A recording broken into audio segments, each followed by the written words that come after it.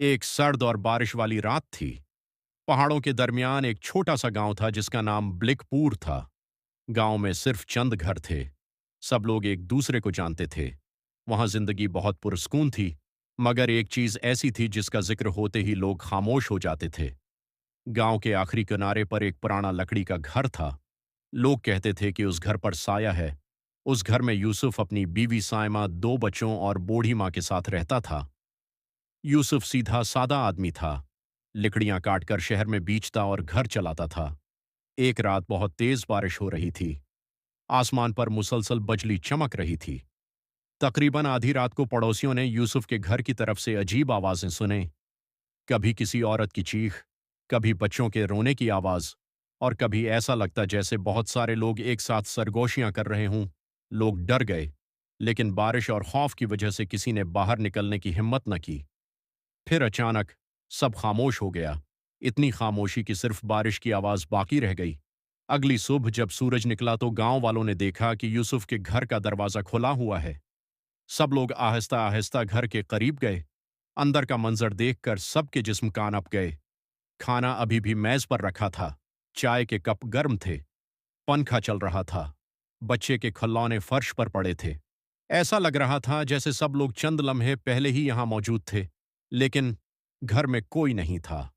यूसुफ, उसकी बीवी, बच्चे, हती की बूढ़ी माँ भी, सब गायब थे। सिर्फ दीवार पर सरख रंग से एक जुमला लिखा था, वो वापस आ गए हैं।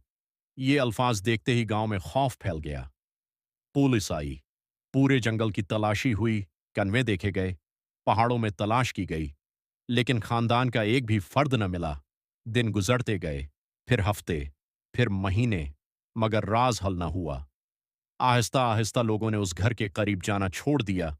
रात के वक्त वहां से अजीब आवाजें आते, कभी बच्चों के हंसने की, कभी दरवाजा बंद होने की, और कभी किसी औरत के रोने की। गांव के बूढ़े शख्स बाबा करीम ने एक दिन सबको जमा किया और कहा, यह पहली बार नहीं हुआ। सब हैरान रह गए।